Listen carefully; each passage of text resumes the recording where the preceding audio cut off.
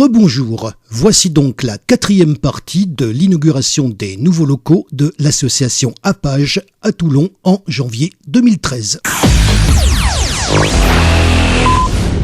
Monsieur Robert Alfonsi, conseiller régional PACA, président du groupe socialiste du conseil régional. Merci Jean-Marc, mesdames et messieurs. Très heureux Jean-Marc de répondre à ton invitation. C'est que les emplois du temps des élus, on n'est pas là pour se faire plaindre, mais sont chargés. Et on essaye d'aller à l'essentiel. Et ce soir, l'essentiel, c'était d'être parmi vous. Moi, ce que je voulais vous dire, vous le savez, la région n'a pas compétence en matière de handicap. C'est la compétence du conseil général et ça va le rester dans la loi de décentralisation. Mais la région, dans ses compétences dites volontaristes, peut choisir des politiques sur lesquelles elle intervient de manière plus ou moins importante, avec des budgets plus ou moins importants. Et le président de la région, depuis 1998, Michel Vauzel, a choisi d'intervenir dans le handicap. Alors, par l'accessibilité de nos plages. Ça peut sembler anecdotique, mais nous recevons des millions de touristes et il y avait des plages qui n'étaient pas accessibles aux handicapés. Et puis, avec le partenariat des municipalités, nous avons rendu accessible un bon nombre de plages de notre belle région qui reçoit le plus grand nombre de touristes après l'Île-de-France. Et puis, nous avons aussi un devoir, c'est celui de respecter la loi de 2005, effectivement, la belle loi de 2005. Nous avons ce devoir de la respecter d'ici à 2015. Alors, sans faire preuve d'un grand pessimiste, nous ne la respecterons pas totalement. Et chacun le sait, nous faisons beaucoup d'efforts pour la respecter. Ce sont des dizaines de millions d'euros que nous investissons à travers nos 183 lycées de l'ensemble de la région, accessibilité handicapée, ascenseurs, rampes, etc.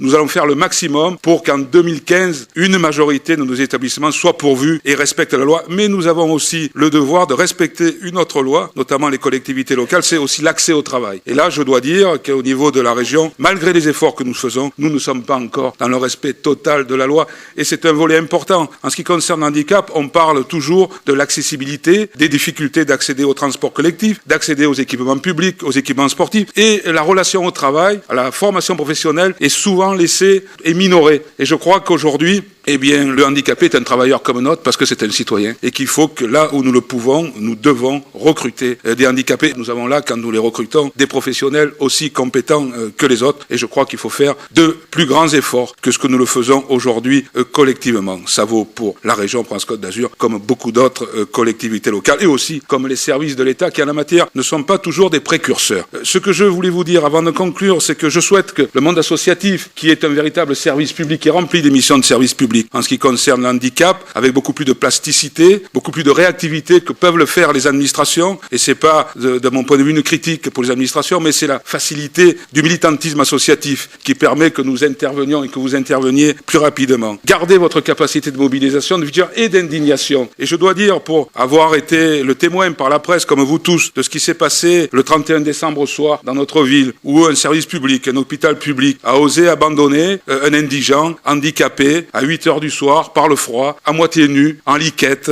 devant le SAMU social. On assiste là à une sorte de barbarie douce qui ne dit pas son nom. Tout le monde, pas tout le monde, parce que beaucoup de gens se sont indignés, mais il y a une sorte de démission d'une partie de la société face à des actes auprès de gens qui deviennent un problème. Les handicapés, pour certains, c'est un problème. Les pauvres, c'est un problème. Certaines personnes, certaines catégories sociales deviennent des problèmes, alors qu'il faut les traiter de manière humaine comme l'ensemble de nos concitoyens. Et je souhaite que nous gardions, et nous l'avons fait puisqu'il y a eu des dizaines de personnes qui se sont indignées face à cette situation. Il y a une enquête d'ailleurs du ministère des Affaires sociales auprès de l'ARS pour savoir comment on peut, au XXIe siècle, un 31 décembre 2012, laisser une personne de 72 ans en situation d'handicap, indigente, à moitié nue, sortir de l'hôpital public et le déposer devant une porte de SAMU social fermée. Je souhaite là que l'État fasse son devoir et que nous sachions ce qui s'est passé pour que ça ne se reproduise plus jamais. Voilà ce que je voulais vous dire ce soir. Restez mobilisés, restez vigilants, restez indignés. Et puis, avec beaucoup d'amour et un peu d'humour, je crois qu'on va faire ensemble de grandes choses. Merci. Madame Geneviève Lévy, députée du Var, première adjointe au sénateur-maire de Toulon, déléguée aux solidarités, aux familles, aux personnes âgées, aux personnes handicapées. Merci. Eh bien, écoutez, c'est vrai, chers amis,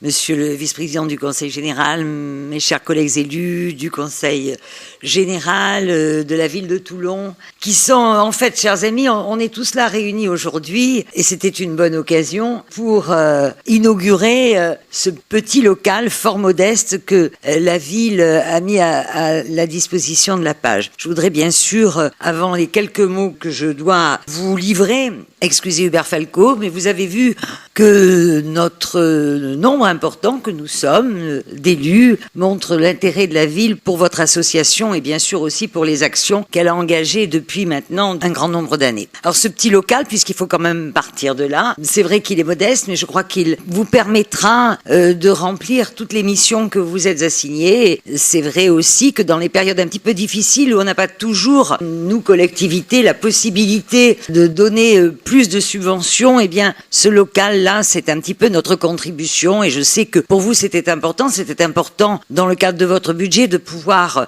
mieux utiliser les fonds dont vous disposez. Moi je souhaite bien sûr dans ces lieux beaucoup d'énergie, vous en avez déjà et beaucoup de projets. Et aussi parce que vous êtes au cœur d'un quartier de Toulon sur lequel nous avons tous une grande attention, un quartier qui a beaucoup changé depuis quelques années, un quartier qui s'ouvre considérablement avec notamment cette belle maison des services publics où nous sommes ce soir, mais aussi d'autres structures, l'hôpital et bien d'autres encore, une crèche qui a été ouverte, Garoline y a beaucoup travaillé très récemment, et disons un quartier qui a de l'avenir et sur lequel nous, sur la ville, fondons de grands espoirs parce qu'il y a encore beaucoup de travail. Donc vous allez être là, dans ce quartier, au milieu de ce secteur qui est, je crois aussi, porteur de beaucoup de dynamisme pour le futur et je voudrais vous remercier d'avoir accepté de vous installer là parce que pour nous aussi votre présence est importante. Alors bien sûr je voudrais très rapidement vous remercier parce que tout au long de ces années, j'allais dire que nous avons maintenant que nous nous connaissons, vous avez très largement contribué à faire évoluer nos réflexions et notre engagement. Que ce soit à la ville d'abord, nous partions de peu de choses et où le travail que nous avons fait ensemble, élus, associations et la vôtre, Monsieur le Président, y a sa large part, nous construisons un territoire ouvert, un territoire tel que celui dont vous rêvez, vous les associations, où il y a à la fois un partage, où il y a une acceptation des différences et où finalement on est heureux de vivre ensemble. Et donc vous avez contribué notamment bien sûr avec les conventions, mais aussi j'allais dire au niveau des collectivités en étant membre actif, très actif même, de toutes les commissions qui vous permettent de nous donner à réfléchir et surtout de nous permettre d'avancer dans la réalisation, notamment, principalement dans le domaine de l'accessibilité. Et cela, c'est un point qui m'est, j'allais dire, tout particulièrement cher puisque j'ai beaucoup travaillé sur tous les problèmes d'accessibilité. D'ailleurs, un certain nombre de points de ce rapport ont été repris dans la loi de 2005. Mais cette loi, si elle a un mérite considérable, bien sûr, et notamment parce que vous avez bien voulu rappeler tout à l'heure, monsieur le représentant de l'instance nationale, bon, nous avons encore conscience de ce qu'il faudrait faire. Nous travaillons d'ailleurs au sein de l'Assemblée, on est un certain nombre de parlementaires, sur ce qu'il y a lieu de faire pour améliorer la loi, parce que c'était de bonnes bases, indispensables, mais avec encore énormément de choses à améliorer. Alors, je crois que on a ensemble encore beaucoup à apprendre les uns des autres. On a encore beaucoup de choses à faire évoluer. Je crois que ce qui est important, c'est que nous sommes tous avec cette même vision de ce que nous pouvons réaliser pour que les choses s'améliorent, pour avancer ensemble dans le domaine du handicap. Et c'est vrai que l'accessibilité est un exemple particulièrement important parce que quand on parle d'accessibilité, on parle de chaîne. Et moi, cette image, ce symbole de la chaîne où on est reliés les uns aux autres, pour moi, c'est un symbole particulièrement important, un symbole que nous devons garder en mémoire les uns et les autres. Oui, nous formons une chaîne, tous, êtres humains, d'où que nous soyons, où que nous vivons, quels que nous soyons. Et je crois que c'est cela qu'il faut conserver, c'est cela qu'il faut rappeler régulièrement, cette image de chaîne. Continuons ensemble à la grandir, à la faire fructifier et à la rendre plus forte. Merci à tous. Ce reportage est constitué en 5 parties. Vous venez donc d'écouter la partie 4. Vous devez donc vous rendre sur le module de la partie 5 pour écouter la suite. Je vous retrouve donc dans quelques instants. Ne bougez pas, on revient. À tout de suite.